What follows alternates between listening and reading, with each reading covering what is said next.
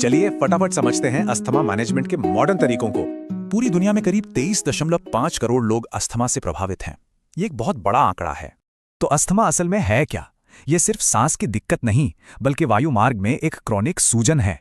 यहाँ देखिए, एक नॉर्मल और अस्थमा वाले वायुमार्ग में कितना फर्क है। एक खुला, दूसरा सूजा और सिकुड़ा हुआ।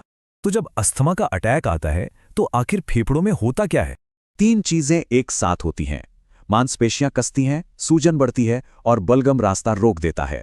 इस इमेज में साफ दिखता है कि कैसे ये तीनों वजहें मिलकर सांस का रास्ता तंग कर देती हैं।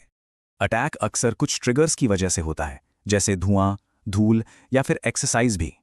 दशकों तक इलाज का फोकस सिर्फ बचाव पर था, मतलब अटैक आने पर ही एक्शन लेना।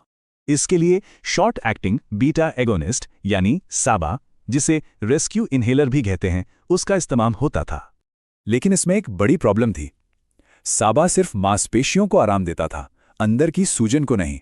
और अब यह साबित हो चुका है कि साबा पर ज्यादा निर्भरता से अस्थमा और भी बिगड़ सकता है। इसी जानकारी की वजह से ट्रीटमेंट के अप्रोच में एक बहुत बड़ा बदलाव आया है। अब फोकस अटैक से राहत देने के बजाय उस सूजन को कंट्रोल करने पर है, जो अटैक की जड़ है। और ये होता है इनहेल्ड कॉर्टिकोस्टेरॉइड्स यानी ICS से। ये दवा सीधे सूजन पर असर करती है। नई गाइडलाइंस में 2 मुख्य ट्रैक हैं, जिसमें से ट्रैक 1 को ज्यादा बेहतर माना जाता है। ट्रैक 1 बेहतर इसलिए है क्योंकि इसमें एक ही इन्हेलर होता है और गंभीर अटैक का खतरा काफी कम हो जाता है।